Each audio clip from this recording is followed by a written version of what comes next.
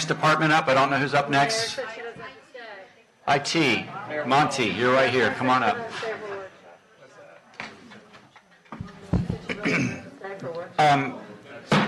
We're going to resume the workshop. Do we need to do a roll call again?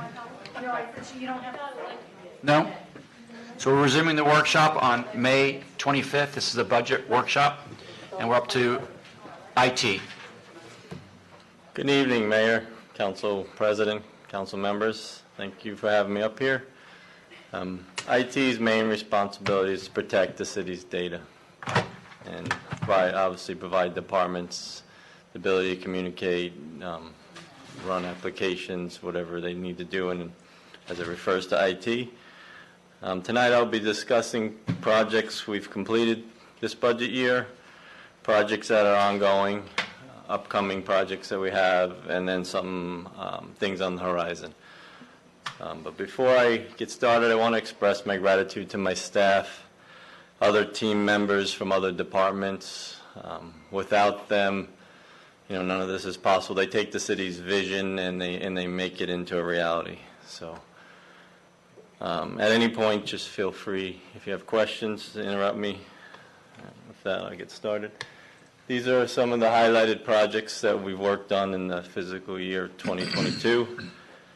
I'd like to point out the 10 gigabit fiber network between all our buildings, increases speed, helps us process data faster. The 1 gigabit internet access, which I know all departments sorely needed. After that upgrade, we were able to communicate in a much more efficient and rapid manner. One of the other things is the fire radio network. Marcus was the point on that. And you look at that and you see, okay, that's just a fiber network, but that saved us $759,000 a year. That's right, a year. It was because the current system relied on copper, and AT&T forced us. Well, they didn't force us. They were going to charge us $65,000 a month to maintain a legacy. So we moved to a fiber, which came down to $1,800. So it's just a cost savings that, let's move on. And these are the current projects we're currently working on. The public safety CAD system is coming up. That's a new computer-aided dispatch system for public safety. IT plays a key role in configuring, installing the hardware, training the users. Nancy Paul is my point over in the PD. PD staff, obviously fire staff, they all play key roles in developing the application and making sure when you call 911 you get proper dispatch. And I have the, I'll go into a little more detail in the slide, the backup and the disaster recovery. Obviously, we need to be prepared in case something were to happen. We need to be able to restore our data, protect against malicious activity. We keep our data separate in case there is ransomware or something, so we can recover without paying that ransom. We don't, we're not in the business of paying people for our data, but it is a concern. Everything we do when it comes to the city's data is always security and of the utmost importance.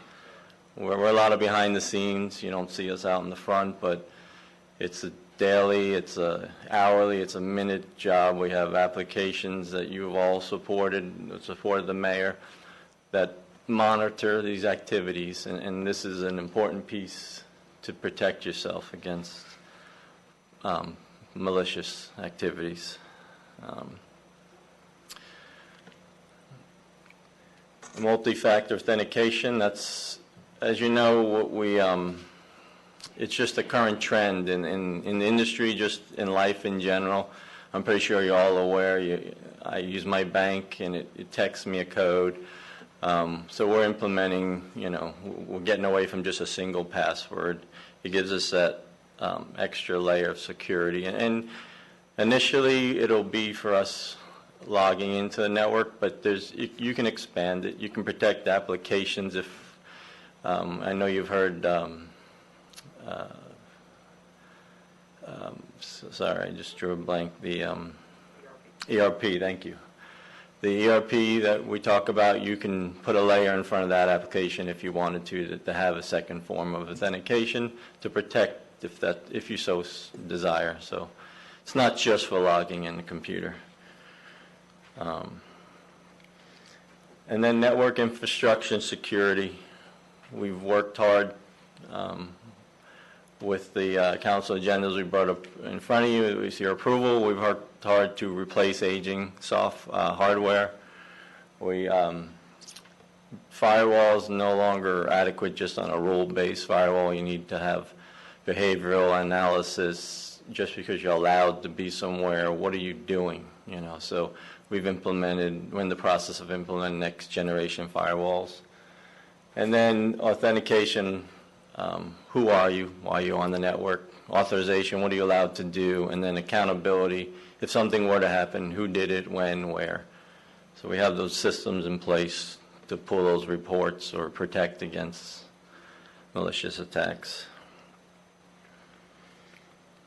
And then digital plan review. Unlike a lot of our projects that are behind the scene, we're pretty excited on this one because it's public facing. We don't have a lot of projects that public face. Like I said, we're generally behind the scenes. It benefits our residents and our businesses when it comes to submitting plans, and it also has an environmental impact. We're moving away from paper, the city's vision. I know the mayor's big on moving away from paper, so this will I know I think we all struggle with that, but we don't have to accept it anymore. We don't have to store it, which is another aspect. Some people don't realize that we store a lot of paper. So we're glad to join other municipalities that have already done this. So we're a little late to the game, but we're going to get there. Cindy Craven on my team, she's the lead. She's been doing an outstanding job. She's worked late hours, weekends. And I also want to acknowledge staff from the other departments. They've, with coordination with Cindy, they assist in developing the application, making sure the workflow works out. It's not just installing and it works. There's a lot to configure and make it work. And then for this current upcoming fiscal year 2023 is some highlights. Our help desk, we're looking at a new help desk solution. Our current solution relies a lot on email. Yeah, someone emails a ticket. We can monetize that with a portal. Allows people to have a knowledge base. They can maybe self-help themselves before they submit a ticket.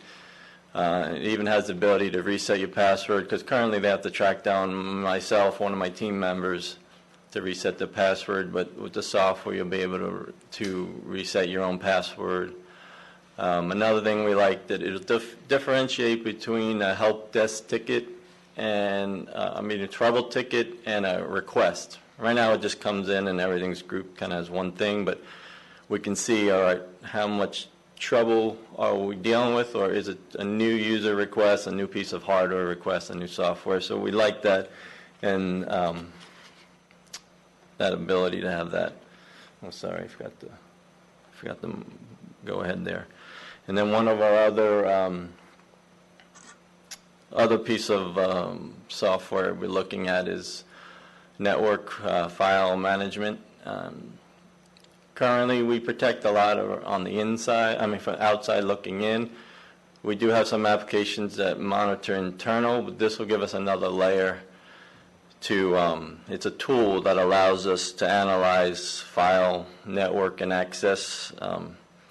Unfortunately, the native Windows OS doesn't really do that, so you need these tools to look at what are the users doing when they put a file on the file server. Does it have some malicious intent? Is it, sometimes unknowingly you might be doing something. This tool gives us the ability to flag those types of activities, and it also can scan our network for files that contain social security numbers. They might contain credit card information, HIPAA violations. So it gives us a better internal picture of what we're dealing with. And then web content filtering, we currently do this. I just want to make that clear that we currently have a web content filtering software, but it's been a while. It's probably been 10 years. So we want to kind of see what's out there, if there's something that can do it better. There are some challenges with our current solution. It's difficult. At times it can be difficult. So we're just going to explore what's out there, see if there's a better way to protect against malicious sites. And also not just protect, they put up grant special access for public safety, especially when it comes to detectives. They need specialized access to work on cases, so, they have to go to sites that we all don't like to watch or go to, and so it's protecting, but it's also giving someone the ability to do the job as well. And then a cybersecurity upgrade, we've worked hard. Obviously, security is our main concern. There's some additional hardware we'll probably need, especially when it comes to multi-form authentication. If there's a key fob that can be used by users if they don't have a phone or whatnot, and also just thoroughly analyzing any applications against, like I said earlier, behavioral. That seems to be the trend. It's not so much you're allowed into an application, but what is it doing? Why is it accessing? So those are some highlights. And I will be asking, on the left there is the current positions in the IT department, supports all the entire city, not just the business side of the city, but we support public safety as well. On the right, the additional positions, an assistant director, and it's important for the succession planning. Also, this is a key role, I feel, because we deal with a lot of projects. At any one time, we can be juggling over a dozen, 15 projects, because we deal with all the departments. We get involved in construction, which we don't, obviously we don't build the building, but we put the infrastructure in, and we have projects, like I said, cybersecurity projects. We have the digital planning, the CAD, at any one time there's multiple projects. So another person to kind of keep track of that, assist me in making sure those projects are on time. And then fill in my absence. What if something, God forbid, what happened to me, or I was just on vacation, someone to come and step in. And then the security administrator, obviously, the roles shared across my staff, where all our IT staff were always trained in security. That's our first, whether it's technical security, it could be just physical security. Why is someone in the building? So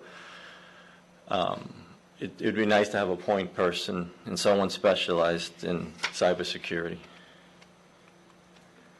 And then on the horizon for us, we've been, our phone system's 15 years old.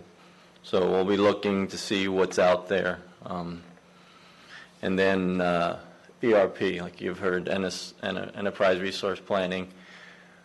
Right now we have our finance and human resource and procurement. They're very, these different systems, and we have to do a lot of integration, so it'd be nice to have one solution, improve the workflow, improve the reporting. And with that, I'll take any questions. Questions, council members? All right, thank you. We're good, thank you, Monty. All right. Monty.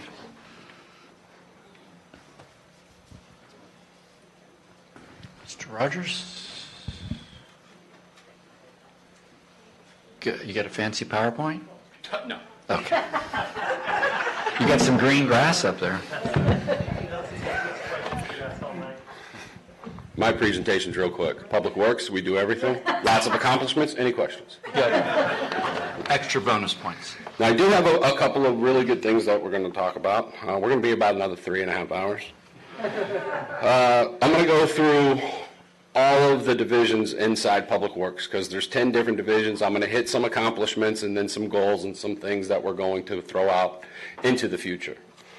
I'm going to start off real quick by just letting everybody know that our bond projects, the paving and the surtax, is coming to a close. They're actually loading up their equipment from my yard and moving it out of here. Once that's done, we are going to go back out for our pavement preservation study. Going to get the pavement conditioning index done for the entire city, put our plan together, and that'll model for the 5, 10, and 15 year of how we're going to, progress on that. So that's pretty good. That's something this city has been really forward-thinking in all the way through the early recession and then picking back up through the bond projects. And we really maintain and focus hard on managing our assets and making sure that we do the best we can to put the best possible preservation processes in place. Those are our most expensive assets when you're looking at insurable and uninsurable assets. So we try to really focus on a lot of that so we don't have to go and replace them or do a full depth reclamation and rebuild roads. In addition to that, the entire department is still working hard to maintain a high level of service. In the past couple of years have been very difficult. Staff in and out, the building's functioning a little bit different. I would like to really give a solid credit to my staff. They never missed a beat. We never fell short. We were able to accomplish everything all the time. Even if it did take us an extra day or an extra hour, we were able to facilitate the needs of all of the departments and everybody who uses anything in our city. And quite frankly, a lot of people use what we provide and have no clue we actually do it. So that's good. In doing so, we completed just about 10,000 work orders last year.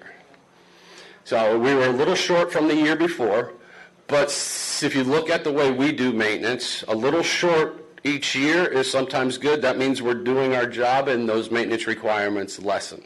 So we can scale down and work on some other things that we fell short on. So that's a good bonus. The men and women in my department should feel proud about that because we are able to produce a high level of work. And that's out of about 132 employees on the labor force that are actually pushing out 10,000 completed work orders a year. That's a lot of numbers. That's pretty fascinating. I'm very proud of what we put out. Going real quick through some of the other departments, my right-of-way grass maintenance division this year, now that we are in a different phase of COVID and we're in a more real life, we are bringing back our maintenance aides this year. So that's some of the high schoolers, and a lot of the times those have opportunities to turn into full-time positions as we expand. I will go into the way the demographics of my department is getting ready to change over the next 4 years, starting next June with people in the drop. I have 1 next June, and then for 3 years after that I have 7, 7, and 7. So there's going to be tremendous opportunity in my department, and it's going to give us a real opportunity to really streamline reorganization and see and take a good deep look at how we're really operating and producing what we can day to day the right way and the best way, and start to integrate some new technologies into the way we practice our work. That's going to be a huge thing for this Public Works Department. Some of you guys know that my Public Works Department, the city's Public Works Department, has about 1,200 years of institutional knowledge just in my department because our longevity here is tremendous. They don't want to leave. They take pride in what they do. They enjoy what they do. They come into work and produce, and they feel good about what they do. When they leave, they drive through our city. A lot of them live here. A lot of them don't. And they like what they see, and they feel good about it, and they feel good about coming in and doing a good job. If we go into the landscaping, we've trimmed over 2,066 trees this year. We removed 72, and we planted 13. And those plantings are very strategic because we're having an infrastructure issue in the way the plantings were years past. Trees grow, they create adjacent asset damage. So we look at it more holistically, we look at it and we observe and we maintain, and we also try to remediate our swales when we do that so we can get good positive drainage, we can convey it properly, and we get the proper percolation based on the design standards. On the environmental landscape side, we have added a landscape technician position. That's somebody in the office now that can help facilitate to the supervisor there and to our urban enforcer or inspectors, somebody who can understand the plans, look at it, and make sure the emails come in, because we have a one general info landscape at plantation.org. It goes to like 6 people. This person is able now to get it and answer the questions and put it out. One of the great things that we've done is we've created a ton of boilerplates. This comes in, here's your response.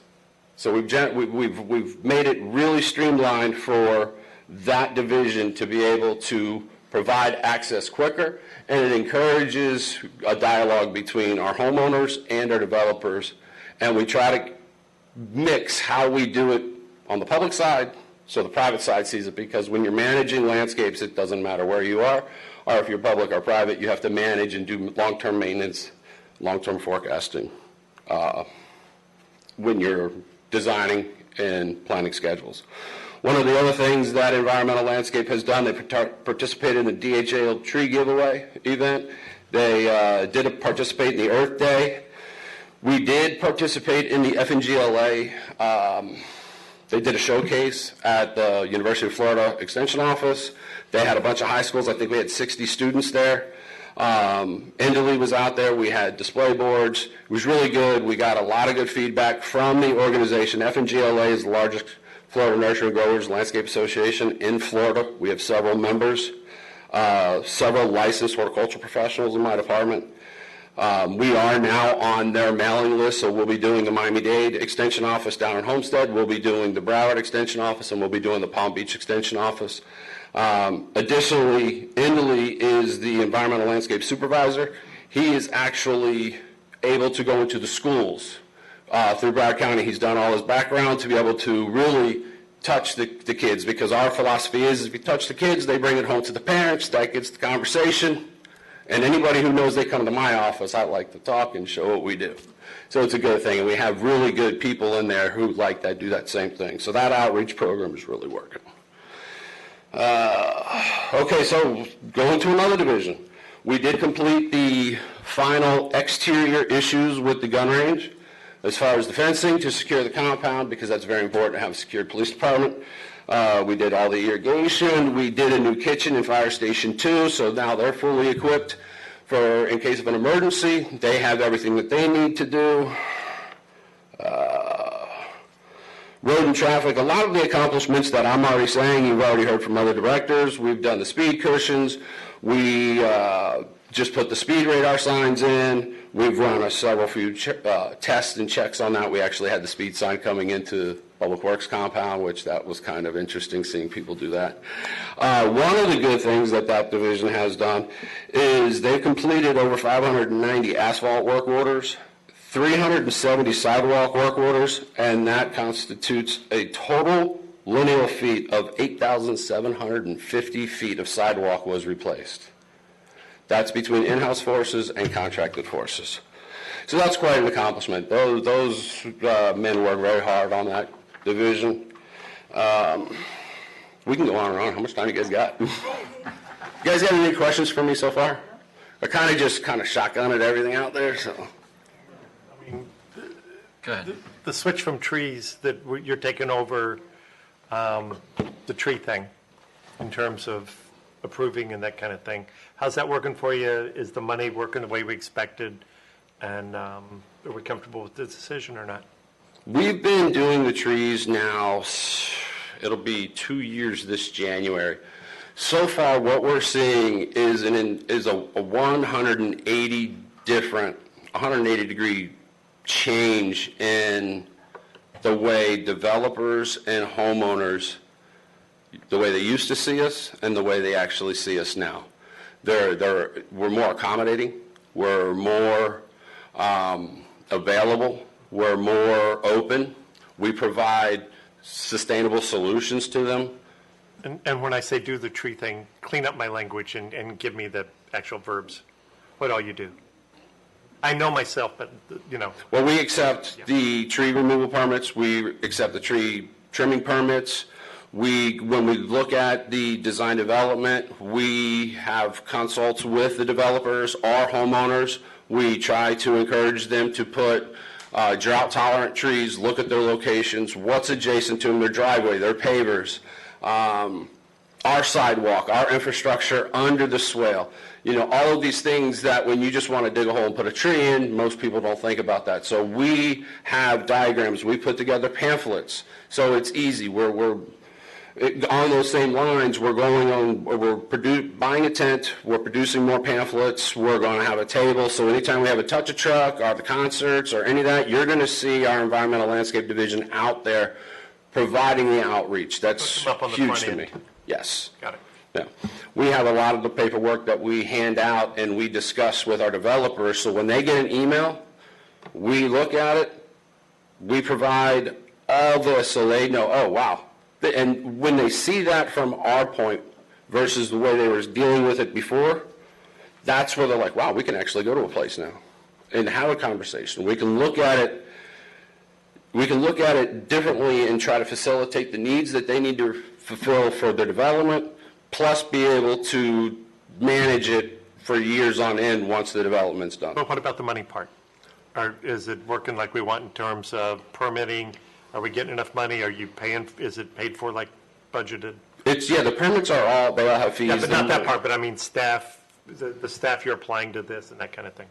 If you're asking if we have enough staff to facilitate the needs, and is the revenue that we're generating covering that? Yes. Yes. That's a better question. There you go. Glad I asked you all those other questions. Before 9 o'clock, I could have asked it better, but you answered it. Thank you. So we know all the wonderful things you're doing. What are you asking for in the budget this year? $642 million.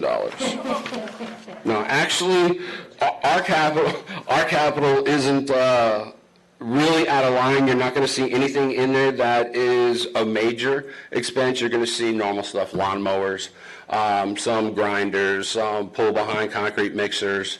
You're going to see, we do have one water tanker truck that we're putting in there, and then a couple of maintenance vehicles, a Sprinter van, F-350 utility body that's got the box for all our tools and equipment, and then some spray rigs, some small spray rigs, and a John Deere Gator. One of the things that we're trying to advance in and excel on is our mechanical maintenance and our chemical maintenance around our facilities and our medians.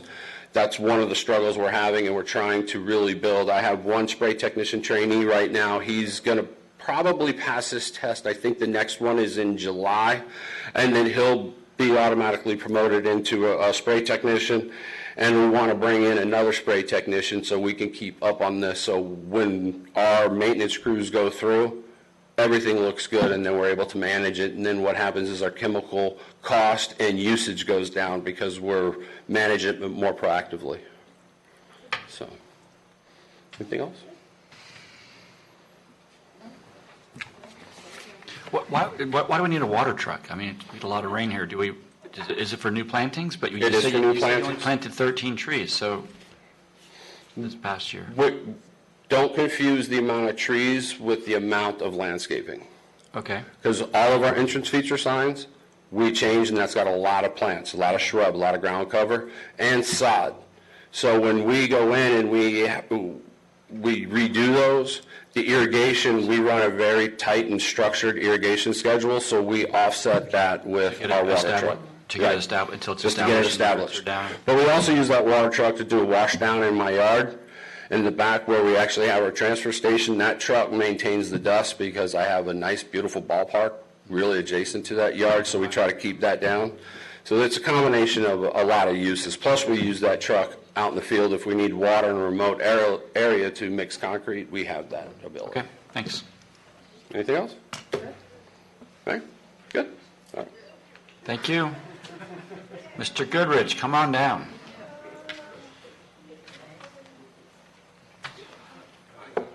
Good evening, Phil Goodrich from the Parks and Recreation Department. Three times in one night. Yes. Before I get too far into this, I do want to say a special thanks to Tricia O'Toole and Tammy Todd for putting all of our budget stuff together to be submitted to the Finance Department. Without their help, we certainly couldn't put all this together in a timely fashion. Additionally, I'd like to say that everything that I'm about to talk about, our accomplishments are not Parks and Recreation accomplishments, they're city accomplishments. They can't happen without police, fire, public works, finance, IT, every department in the city, because we all have to work together to make these things happen. We get to be the ones that get the smiles and sometimes the not so smiles, but Generally speaking, we are the fund department, and we get the positive comments, but they are reflective of the city entirely, from you guys here on the dais as well as everything else. So with that, I'm just going to go ahead and go through briefly some of our accomplishments. The Parks and Recreation Department is comprised of 6 different divisions. One of the most important things that I think that we established this year is working with our residents. We established a Parks and Recreation Foundation. What that is going to be a long-term vehicle for us to have some kind of raising of money for our department that will help offset some of the budget needs in the future. So we're very happy about establishing that and starting our first event. The next council meeting, we will be having those folks come to bring us some funding, which is really welcomed. We've continued to enhance our playgrounds throughout the city. We have 32 playgrounds in the city, but this past year we placed in safety surfacing at Jim Ward and the community center at their splash pads. We also did shade structures at Park East Park, Central Park, Camp Everglades, and a new playground will be installed at Jim Ward Community Center. We installed Perry Weather, which is a lightning detection system at the Jim Ward Community Center and at the Pine Island Park in preparation of that park opening back up. We installed 5 new pickleball courts at the Central Park hockey rinks facilities, which brings us to a total now of 17 courts. And any given morning or evening you go there, there's still a line waiting to get on those courts. So they're very well used and very well attended. We had 20 employees successfully become certified in some way, shape, or form through either NIMS, CPRP, different agencies throughout the Parks and Recreation system. So we're very happy about that for our employee development. We renovated the well at the Veterans Memorial Well. When you go see it this Monday, the surface of the well has now been treated with looks like a granite or marble-ish type look. And all of the plaques now are representative of what they should look like, been created differently. And then the eagle that sits at the top of the pole was renovated recently as well. So we're very happy about that. We do have a couple other ideas still to go on the memorial wall. We'll be looking for those in the future. That's it for our Parks Division for accomplishments. Our Recreation Division, we switched over 50% of the lighting at the Central Park facility to LED lighting. I know that was something that was brought up earlier today. We hosted and started the inaugural Earth Day event that we held out at Volunteer Park. Again, many of the departments participated in that. We were very happy with that. We developed some teen programming events that we have never had before. We had a teen movie night program and also Teens Bloom, which is something that started by staff. We increased our senior sponsorship programming revenues by over 40% this past year. We're very happy with that number as well. We increased followers on our social media platforms by over 20% across the board, which means that we're reaching more people out in the public, and we're very happy about transitioning to that form of communication versus just flyers and things of that nature. We haven't abandoned those medias, but we are obviously continuing to grow on that. New Parks and Recreation Department logo, as I have on my chest tonight. Something that we wanted to do to really be representative of what our department is. We wanted it to be bright and colorful and cheerful and upbeat. We designed that in-house collectively as a group, and then we've implemented it. Now our stage has our graphics on it. Many of our vehicles are going to be starting to have some of that on the vehicles, as well as some of our branding on our different uniforms. Next I have is the tennis department. They planned and executed 32 profitable events and tournaments this past year. That is a huge uptick in the amount of activity that we had through that center. As you all know, we did some reorganization. We had kind of a hybrid model where we used to be they were employees, but they were also contractors, which had some concerns, but we've transitioned into an employee-only profit center, and now we have all the revenues coming to the city, whereas they were being commingled and lost from what we perceived as being revenue for the city back to general fund. So we're very happy with those events. We completed renovations and installed 3 new drink stations. The tennis center used to have 30-something water fountains at the facility. constant upgrades, and maintenance issues, and stuff of that nature. So we've gone to the jug filling water stations, which helps us as well as from a sustainability standpoint, cutting down on water bottles and things of that nature. We enhanced our autism program and has experienced measurable growth. We've had very good sponsorship through that. We also have a development of our summer sports programs and camps through the tennis center. And we hosted a very successful Orange Bowl and junior tennis tournament this past year. The aquatics division, we completed projects to replace one of our geothermal heaters and chillers. We hosted 6 medium-large swim meets and 6 large swim meets at the facility, and we brought 1 new diving board in to change out to the facility there. The Equestrian Center, obviously through pandemic, we had a downturn in events, but this past year we started to see some of the events come back, and we're moving forward with those and looking for another year ahead of us. Lastly, is the golf. I'm happy to say that this past year we had over a 20% increase in our revenues. We did also looked at an average round of golf, and we increased that round of golf by $5, which might not sound like a lot, but when you're doing 40 and 50,000 rounds of golf, that makes a big difference financially. So those are what we did this past year, and some of the goals that we have for this upcoming year is to complete the renovations on some of the tennis courts at the Veltri Tennis Center. We're about 50% renovated, and so we're working on the remainder of that. Hosting additional events in addition to the Orange Bowl and the USTA event, and working with the USTA for a major sponsorship for that facility. They have contacted us. They're going through some transitional changes nationally, but they have expressed a very high concern to put together some kind of a program with us for a major sponsorship for that facility. So we're very, very happy about that coming forward. Overall, for the Parks Division, we're seeking a master plan for the Central Park facility. As you know, we went out for an overall master plan for the entire department. Now we're focusing in on just Central Park.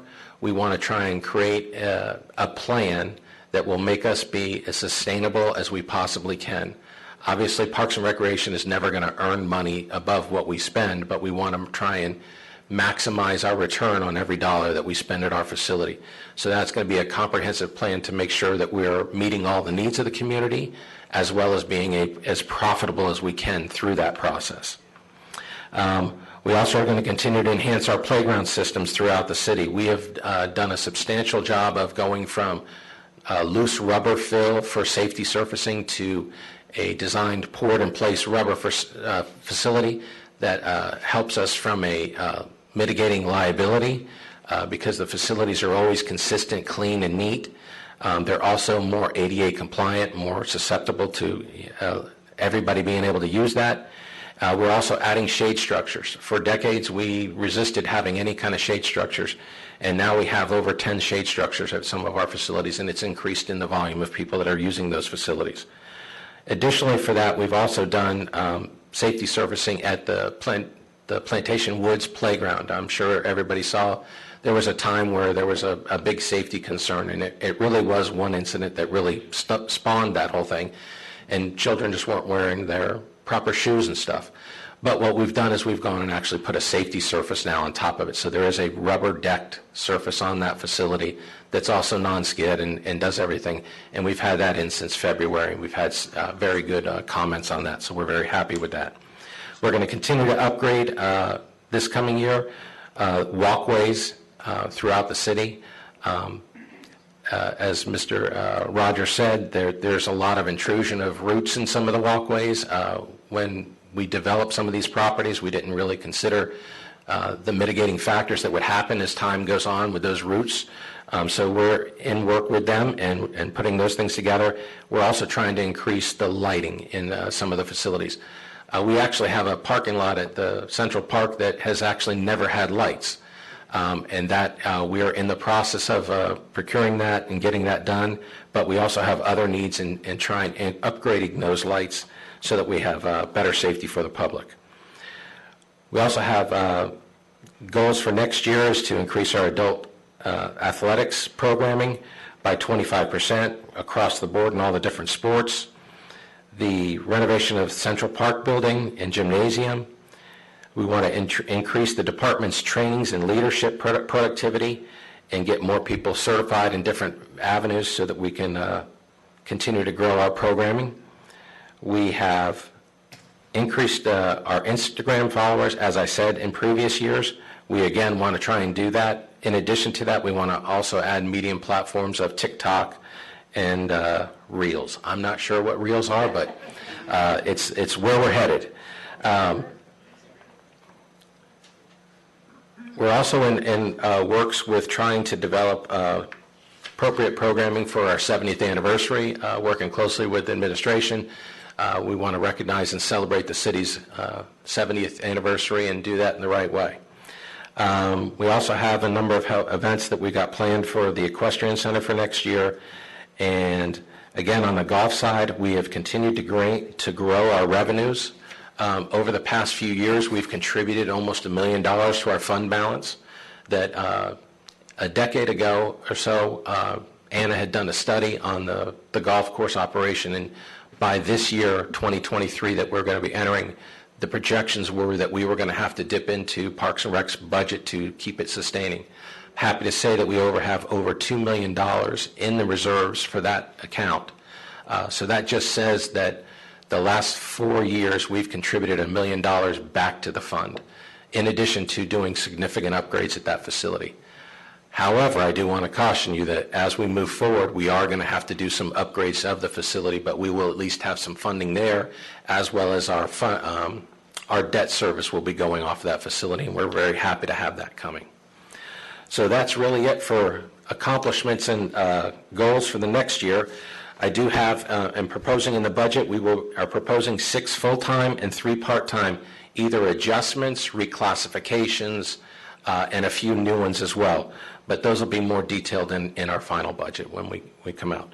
We've done some reorganization, both at Parks and Rec administrative level, as well as our different operations. We've had some operational changes at the Aquatic Center and at the Tennis Center specifically, but we've seen very huge implements and what has happened when we've made these changes, and we're constantly trying to tweak it and make it a little bit better as we go.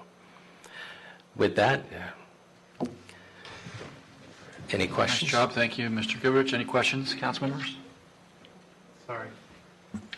My input as a council member is that if we can accelerate putting on the shade structures in the park and spend more money to do that, if we got money to do that, those shade structures are a big deal. The park, which park? All the parks. That's a given. Yeah. Yep. Yeah. Given. Yeah. And he's already spent the foundation money Yes. specifically. Yes. And I acknowledge we don't have an infinite supply of money. Yes. Yes, unfortunately. But yes, absolutely. So, look, we got a couple acres people that have sat here all night, so I got to cover you. North Acres Park, and the other part was you talked about a horse trail. Somebody during a meeting a week ago talked about the horse track. It was all torn up, and it needed replaced. The ring. The ring. Is it in the budget? How much is it? Do you need to do it, et cetera? No, so from the equestrian standpoint, there are multiple disciplines that all have specifications. Some want it firmer, some want it softer. So it's really difficult for us to manage that. So what we have to do is manage a medium that's not suitable for any one, but is a compromise for all that's equal. Goldilocks. Correct. It's just unfortunately that you can't have, we just don't have enough of just barrel racing or just enough dressage or just enough to have a facility just dedicated for that. So it's a constant effort, and Mr. Cannon is very adept at that, and we do what we can. At any one moment, it might be tough, but we do get right back into it, and as soon as we can get equipment on it and maintain it back up. I'm good. Anything else? Thank you, Mr. Goodrich. Great job. Thank you. Thank you very much. Chief Todd, Fire. Good hearing. Good evening, Council, Mayor, City Attorney. Going over some of the accomplishments that we've had over the last year, I'm happy to say that Station 1 is done. We still have a few touch-ups going on, but we have the grand opening is going to be June 18th at 9 o'clock in the morning. You'll all receive an invitation. So yeah, that project is finished. And also, the Station 5's renovations, or remodel, well, not remodel, but addition, is done. It's finished, so we're done with that too. So that's a good thing. I think they're bond projects, and they've been taken care of. Some of the accomplishments other accomplishments over the year. We, as always, well, the last couple of years, we've been hey, you like my glasses? They're Tammy's. So, yeah, I know. So anyways, we've been getting away from gas products, gas-powered equipment, and we're going to more battery-operated equipment. So we're going to continue down that path. Last year, we added some extrication equipment, fans, battery-operated lights, anything that's battery-operated that we could add to the budget, we did. We put on the trucks. We're going to try to make it, we got them on all the first out trucks, we're going to try to put them on all the second out units so that we can have battery operated everything to get away from the gas powered tools. We continue complete the build of Station 1. I did that already. We've replaced all the lighting because somebody brought up LED lighting earlier. All of our stations and our headquarters is LED lighting. And it is, you can tell the difference because you don't have to turn as many on. Right, so it actually is a big difference. We're going to replace the generator at Station 3, part of the hardening of the stations, and so that's going to happen before the year's up. We've narrowed it down to who we're going to use. We just have to pay them, get them come do the job. We're replacing with PD and myself, our fire department, police department. We're replacing an old CAD system, software system. So we have to, for the next 5 years, Howard? 3? 5? Next 5 years, you'll see this in the budget every year. It's the software that goes with our CAD system. Let's see. I never knew how many record management systems and how many maintenance contracts you have to have until you start looking at these budgets. And when we got almost $200,000 in maintenance contracts, we have multiple systems out there that do inventory, that do record keeping. And so last year we went into ESO, and I'd love to tell you what the 3 initials stand for, but they won't tell us. They say that's what it's called, ESO. So I'll go by that. We went into we upgraded our hold on a second.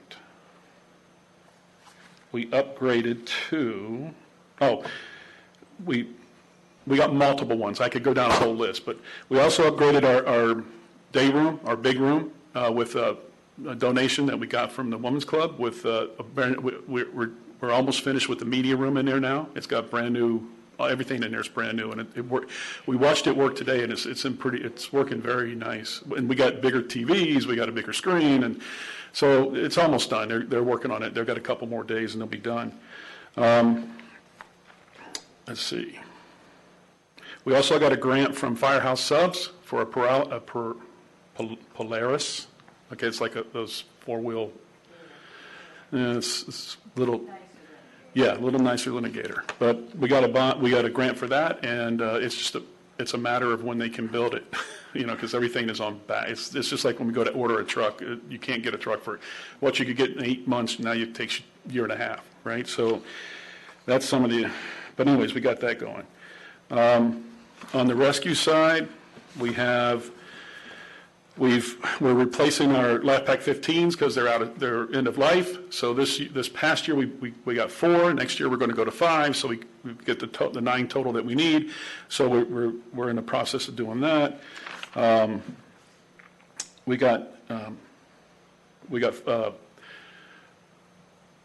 Fire Rescue One, which is another software where you can do a training online. It's online training, so it helps our medics and our paramedics and our EMTs to keep their CEUs they can get the CEUs they need to keep their certificates active. So we have that. We installed that last year, so that's something we did in the past year. We got our video laryngoscopes, which is we upgraded them last year, so those are that's medic stuff. So I can tell you it goes in here, and they get a better look at what's inside of you with the video. We're also going to because we're not using Plantation as much. It's an ER now more than, it's not really for us, so we take our patients are going to Broward General or they're going to Davie.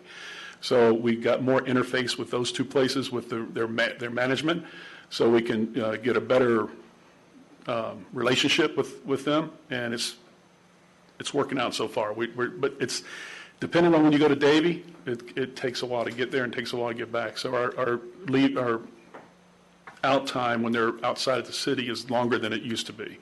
So, but we got a good working relationship with those two hospitals now, along with West. We have always had a great relationship with the West Side. So some of the things we're looking for in the future, or for 2023, is we're going to continue down the path of battery-operated tools. We're going to continue down the path with the CAD software. We asked for a fire engine next year. We haven't replaced the fire engine for, it's been almost 6 years now. The engine we're trying to replace we probably spent over $80,000 in maintenance just to keep it on the road. So they go more by hours than they do mileage, and it's time to, this is a 22-year-old truck. So I put in the budget for that. But everything else is pretty common to what I ask for every year. So it hasn't really, I think we're pretty responsible with the budget. We've asked for 3 new positions. We're looking for a maintenance one, mechanic one for our mechanic division. We need a full-time plans examiner, and we're looking for a analyst, a grant and a data and a grant writing analyst. And that person will do even more than that. But those are the 3 positions we're asking for. And other than that, we started CERT almost a year and a half ago, right? So now we're looking into start an Explorer program. So we're going to start going out to the schools, our schools, and we're looking at 14 to 18 would be the age range, and we're going to get into that. So any questions for me, I'd be happy to answer or get the answer for you if I don't have it. Any questions? All right, thank you. Okay, thank you, Chief. Who's next? The next Chief. Chief Harrison, come on up.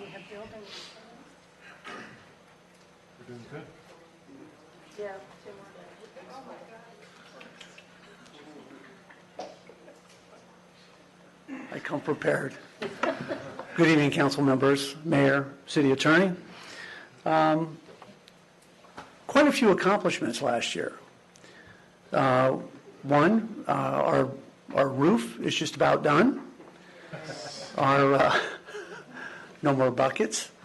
Firearms range and training center has been finished. There's a few little touch-up items, but we're going to be looking forward to getting you a date and time for a ribbon cutting and a nice tour of the facility. It is phenomenal. Chief Todd had mentioned the Polaris. We actually got a Polaris last year from Firehouse Subs. So I believe you guys have probably seen it out on the parade with the flags on it. But really what I want to highlight is our community engagement unit.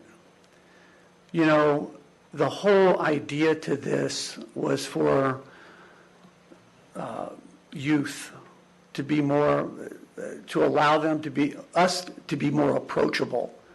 And this was a great, unbelievable, and it takes the right people to do this. But just to give you some ideas of some of the things that we've done with this unit, and you all know this, but I'm just going to It all started with the back-to-school barbecue at Jim Ward Center. That was on July 31st, and we introduced the fuzz at that. And at that time, it was only a couple of the officers, but it grew. We did the Halloween Safety Festival. Again, the fuzz was there. Trunk or Treat, that's where we had the Batman and Robin. And did I mention first place? First place. They're going to get me up on that one. But the holiday parade, again, we had the fuzz on the float. The turkey trot, we were with a church out of hiatus handing out turkeys. And Chief, did you also have first place with the snowman contest? I didn't get there yet, but thank you. Thank you. That's coming. Bowling with the cops. I believe you saw the jumper. Light up City Hall. Again, the fuzz was out there, and I don't think first place in the snowman contest. Yes, we did that. Obviously, every December we do a huge collection of toys out at the outreach. Wait, and now you're collecting cereal. Yes, ma'am. For the homeless, we Miss Fain, by the way, came by and gave us 150 boxes for the homeless. Very generous of her. Day of Love at the Covenant Village was in February. Smoothie with a Cop at Wawa. Twilight Movie at the Fountains, and music by the Fuzz again. Family Bike Ride, which is in March. Barbecue with a Hero, which was at Dutchie's Gourmet Sausage. Relay for Life, Fuzz was out there for the music again. Plantation Elementary School Career Day. The DEA Drug Take Back, which was in April. Some of the things that are forthcoming, Coffee with a Cop, we're looking to do that at a Starbucks. The back to school event again this year at the Jim Ward, and we will do that gun lock program. National Night Out, which is going to be August 2nd at Central Park from 5 to 8. That's going to be a big to-do in conjunction with the Parks Department. But most of all, the same things that we've done the previous year and a few additional things. Some of the goals that we have, and you'll see those when you get your budgets, but one of the ones I want to highlight is the hiring and the retention of some of these employees, specifically through our dispatch and our police officers. Although I'm jumping ahead on personnel needs, I will be asking for 3 service aides and 2 police officers in the upcoming budget. But right now, the way we sit, again, you guys know this, I've talked about it. Police officers take a long time for you to get them out and on their own. But dispatchers are the same way. What you don't realize is that dispatchers have to be certified just to answer the phone. The only area that they don't need to be certified is teletype, which is data entry. But it takes a long time to get a dispatcher up and running and fully on their own. But I'm happy to say that, and with the help of the mayor and HR, we have leaps and bounds from where we were. We have 22 dispatchers in our unit. That's what we're budgeted for. We're only short 4. Yes. But again, it takes a long time to get those positions filled. We have 1 manager position open and 1 supervisor position. But we're doing very good. The 2 additional police officers will get us in line with our officers per 1,000 ratio, more in line with that. And right now, we're only short 4 police officers. So we're doing great. And by the way, I'm sorry, I did say we're short 5 dispatchers. I don't know if I said 4. 4 or 5. It's 5. Yeah, the math didn't add up there. But it had been much more. Oh, yes, yes, we've done a great job with that. Capital, it's the same every year for me, for the most part. It's vehicles. And I've been working with the procurement department as well as Public Works on some of the ideas of what we can do in the future. We're working on that. But that's, for the most part, it's vehicles. We're in we've had a program, we've stopped the program. It adds cars to the, and by the way, this book, the mayor has already called me on the carpet on this. Well, you don't know this yet. No.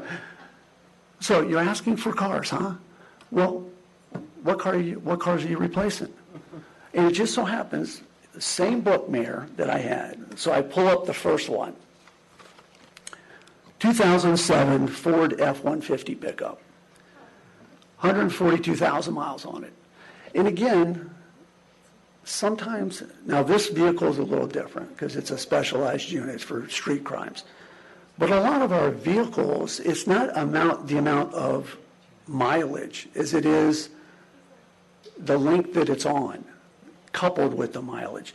And again, I can just pull up any one of these. Okay, 2011 Dodge Charger, 221,975 miles. I think we got the use out of it. I can flip to any one of these. Some of them might have less mileage, but again, you're looking at over a 10-year car. So I'll be asking for cars. I'm open for questions. Anyone? What did I say? Anyone? All right, Chief, thank you. Thank you very much.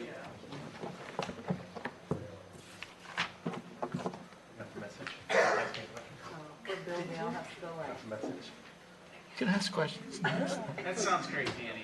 Good evening. Well, I had about an 8-page thing prepared for y'all, but as this night went on, my list just got really short. Sounds good. Council members, Mayor, City Attorney, thanks for having the opportunity, giving me an opportunity here to go over some of our highlights and goals and where we're going for next year. It's been an interesting month and a half within the Utilities Department. We've been rocking and rolling as usual. Like Steve says from Public Works, it's, you're always busy, you're always moving. We're reaching almost 100,000 residents in the city of Plantation.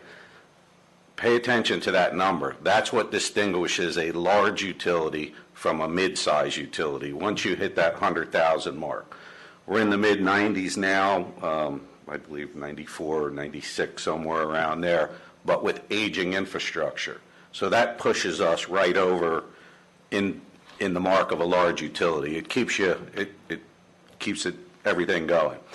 We're an enterprise fund. We get our funding through the sale of water and sewer treatment. So we're separate from the general fund. The staff, I have to say, is incredible. We maintain 22 square miles of water main, sewers, lift stations, 2 water plants, and a sewer plant. We currently have a staff about 132, and we're still short, but we'll get to that shortly. I want to thank the mayor right off because in the last few years, she's really recognized what the utility department needs and what the city needs as far as staffing levels go. We're growing, we're continuing to grow, and we need to keep that trend going. Some of the highlights that we've done, we can talk about over in this year, and we're still not done with this year. We have projects currently ongoing. Our generator storage building is finally out to bid. We've been looking for this project for quite some time. This is going to house our generators, and we'll be able to load test them without having to pull them out in the open, and it's a big accomplishment. We've been waiting for this for some time. We've completed phase 1 of our chemical storage building, and we've already started phase 2. This is a hardening of our chemical storage facilities for the East Water Treatment Plant. Our tanks are currently housed outside in the open, although undercover, still in the open. Those are being moved into the buildings, which is obviously where we live. It's a huge benefit. Phase B water main, the pipes are in the ground. We're waiting on certification right now. That project is almost done. Phase C is already being designed. So we're moving forward on that. This is the way we used to roll for years. We're building one and designing one, and that's been our system. Lift station, we've completed the replacement of lift station 71, one of your favorite stations. We've done lift station 60 and 3. I want to give just hats off to our contractor at lift station 3. They have worked extremely hard and very close with the city. With the traffic issues that we were having a couple of council meetings ago, we were able to, with their help, get that road open even 1 week earlier than the accelerated schedule. It happened on a Saturday. I was out there. We're moving barricades. We got it open a week earlier, taking the traffic off that road. 3 should be done. We're hoping for an August completion date, maybe into September, but August is our target. We've ramped up sanitary sewer lining and rehabilitation efforts. We utilized both our budgeted funds that we utilize every year or budget every year and ARPA. Thank you for the money. We were able to put it right to work. Currently, we're replacing and increasing the distribution capacity. You noticed the project on West Broward Boulevard, the water main. It's a 10-inch water main. We're increasing the flow. We've had a bottleneck there for years, and we've been trying to work with FDOT to try and tie it to one of their paving projects, which they're finally paving. So we're going to be paving that road. We need to be off the road by August is our deadline to be off to meet FDOT's requirements. And then obviously you'll see those guys in here starting to pave from University to the Turnpike. We're working with our consultants, and we're continuing to work, but we're doing things a little bit differently. For years, we were doing reactive evaluations. While we've had a sewer system master plan, it didn't target specific areas. We've been working with our consultants trying to target the areas where we know are going to be the next hot spots for redevelopment. Broward Mall area, we've done a north Midtown, we're calling it, a central, and now even a south we've added to it. And what's really cool is we're able to use our SCADA information from our lift station to enhance our information we already have from our master plan. It's working out great. Great investment on that. In the very near future, we're going to be meeting individually with you all to discuss a rate study that's coming forward that we want to bring forward. The last formal study was completed in 2013 with 5 years of adjustments that were, I think it ended, they were adopted, but that ran out in 2018. Any other adjustments that have been done or increases to the water charges, they were all based on the CIP, or CPI. Chapter 26, another big accomplishment. We've got the draft out. We're working with our code rewrite. Spent about a year doing that. We're working on the final touches with it. Hopefully we'll be bringing that to you within the next few months or before the end of the year and see about getting our updates done. I was looking at some numbers before I came here this evening, and I was we did over 3,500 plan reviews last year, and that's just the utility department alone. I'm sure the building department, they're a lot more than that. 6,500 locations. Last year, or the year before, we needed a locator position because this has been the trend. It's been building and building. 6,500 locations. One location could take 30 minutes to do, or it could take 3 days to do, depending upon the length of that location. Again, the foresight of administration, seeing the need for that, and just to know that extra locator is really working. Some of the challenges that we're still experiencing this year, the material shortages and delays as everyone else, contractor availability, increased costs. We're seeing projects that went out to bid that contractors are coming back and they can't buy the material for what they bid the price for. Sometimes walking away from the contract. We've had it happen with 2 projects. Our fuel tank replacement project for the East Water Treatment Plant, and one other project that doesn't come to mind. One of the challenges that we're currently experiencing and we're going to be experiencing into the new budget year is completion and verification of the current AMI project. That's the metering project. We're working through that, through verification and inspection and everything, and that's moving. The goals for 2023, we want to complete and integrate the entire project and have that up and going, the AMI. We want to complete the generator storage area. We want to complete the design and start construction of the regional wastewater treatment plant administration and control building. That building was built in 1988. For the life of me, I still can't understand why you would build a glass building for a hurricane-needed area, especially an industrial plant. We're going to continue the SCADA program, and the SCADA program is really cool at the East Water Plant, and the East Water Plant and the Central Water Plant are going to be able to communicate via our dark fiber project that you guys funded years ago. So education, another really exciting thing.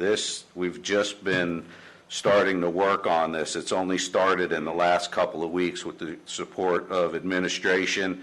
Laura's been working with us, but Broward County's doing a program right now where they're taking younger kids, that 11th and 12th graders who might not otherwise graduate, and they're putting them into a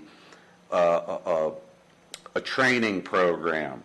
And one of the really exciting things is that sewer plant operators are one of the first ones that they're doing. We've had discussions about getting it extended. We're trying, I know Laura, Carol are probably both trying to figure out how to make it work with the different requirements and policies and insurances and everything else. But this is a really exciting thing. We have a shortage within the field of utilities, water plant operators, sewer plant operators, and field operators. It's a shortage that's been being discussed for about 10 years now, and it's not getting any better. So we're excited about the potential that this has. Personnel needs. I want to thank you for hearing utilities. We walked into a meeting last year and explained our needs, and we were able to get the positions we needed last year. This year, we're asking for 10 new positions. We're asking for 4 licensed plant operators, 1 utilities plant examiner, a utilities instrumentation technician, and 3 utility plant mechanics. There's 1 administrative assistant position in that. I believe it's a 1 that's being hired, and that is to help in a support role of some of these other positions that are coming in. A lot's happened. Again, a lot's happened in a very short time here. And I got to thank the department heads here. They have all been super supportive and offered their help in any way, shape, or form. It's got a great team here between the staff and the other department heads. Again, I just want to thank them because none of this would be possible in this short a time. The capital needs, it's business as usual in utilities. You're going to be seeing the same types of projects coming back. You're going to see, we're going to be looking at some of the 50 and 60-year-old buildings. The central plant is, once we finish the administrative building and control room over at the regional plant, our next move will be out to Central to start redoing those old buildings. Plant improvements, the line, y'all are familiar with the line last year. We had a 1 million gallon spill that we maintained on our plant site. That's unheard of. That line's finally getting replaced. That is budgeted for next year. We're going to keep moving on lift station upgrades up to about 3 per year. And we're going to keep upgrading the collection and distribution systems. That's all I have, unless you have any other questions for me. Anybody have any questions? All right, thank you very much. Wow, it pays to go this late, doesn't it? Thank you all. Thank you.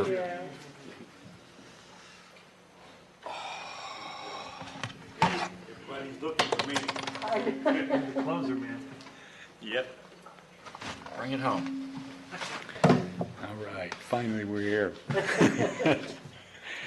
Bill Gale, Building Department Director. I just want to tack on to what Danny said about permitting.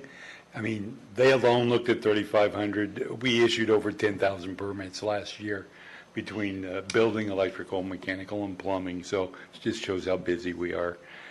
Our accomplishments from this year are we finally hired an assistant building official, which is very difficult to find one, and administrative assistant too. We picked up a senior permit analyst position and 3 permit analysts that we added on. That increased our permitting issuance and intake tremendously. It also helps with the code enforcement and the magistrate meetings because we've streamlined that now. I've turned that over to the assistant building official who happened to come from North Miami Beach, and that's what she did down there with code enforcement. We implemented the online accessibility for the 40 and 50-year building inspection program so people can access their reports online now without having to do records requests. The majority of our infrastructure is in for our e-permitting hub that's going to be installed thanks to IT. They've done a great job on that. We're just waiting on the plan review tables and the fiber optic network that we're going to have installed into the building. And most importantly, we installed 2 bicycle racks last week after the council meeting before. So we have a bicycle rack in the back and one in the front. So we're ready to go there. Our goals on the next year coming up here is to launch the digital plan room for the plan review. That should be ready around October to get started with. This will make our construction, permitting, and plan review process much faster and more transparent and more efficient for everybody. We're nearing the end of the phase 1 testing, I've been told, and the majority of the hardware and equipment has already been installed with our new computers. And that, as I said before, we're just waiting on our plan review tables, which are in procurement, along with the fiber optic network. Personnel needs, we're looking for 5 positions for this coming year. 4 inspectors and 1 supervising permit analyst to help train everybody. We're looking for, back in January, Broward County Board of Rules and Appeals did a salary study amongst all the different building departments. And it differed from the Evergreen salary study that we did quite a bit. We ended up being in like the bottom third on some of our positions. Some of them we were right where they were supposed to be. So we're looking to reclassify to stay in competition with everybody else, because it's, Can you send me the study? yes, Please. yes, okay. And it's, we have to do some adjustment, because there's not many people that are licensed to take our positions, and of course, they jump ship, because everybody's offering more money. Thank God we haven't lost anybody. They enjoy working for Plantation, but it's always a possibility. Our capital needs are, we have the Development Service Annex Building, the new one, and the renovation of ours, which is, they're already the capital projects. We're going to be increasing the funding for that just because of the cost of construction and everything going up. We're also using part of that money towards the infrastructure for the electric vehicles and the charging stations, because we're going to be eventually converting all of our cars over to electric when they're available. But we want to put the infrastructure in at this time, and that's going to be quite expensive too. Outside of that, that's about it for the building department. If you have any questions. Any questions, council members? Okay, Sounds good. thank you. Thank you very much. Thank you. Is that everything? That's all the departments. And it's a workshop, so I can just conclude it? Do you have some final comments? That's fine, sure. Please. So I want to just give you there's been a huge request for staff. Yeah, I can see that. And I believe they honestly need it. However, as you sort of digest all of this, and we'll bring it back to you with the formal budget, I'm still concerned about the economy, the recession, and where we will be next year. So everyone has been told, I don't have a problem, but you will come to me piece by piece before we hire anybody, because I don't want to have anybody here a year and then I have to let them go. So I just felt like I needed to share that we had really thought about the staff, but right now, everybody is slammed. And we have made some salary adjustments through the year as it's come up in addition to the salary study that we did. And we do check. Denise does check when someone brings it up, including people from building, which we know is so important. We still have many more projects coming in. And so I'm just trying to anticipate a little bit down the road. But again, as you digest what you've heard tonight, please understand where I'm coming from on personnel. So that's all. Okay? Thank you. You called the recession last year, and you were right. Yeah. Yeah, so, yeah, this is consistent with the way we've been working the past 18 months. Well, and I've always been very conservative, but with good business practices in place and tightening up our contracts, our deliverables, and everything else, and everybody's ready to go home. But I agree the recession's coming, that's my point. Yeah. Yeah, the recession's coming. There ain't no way it ain't. We're not going to, yeah. All right. This concludes the Part 2 continuation of budget, May 25th, 2022. Meeting adjourned. Thank you. Thanks for hanging in there, Acres folks, and Vicky. Right? That's the only, and Dennis. That's the only public left.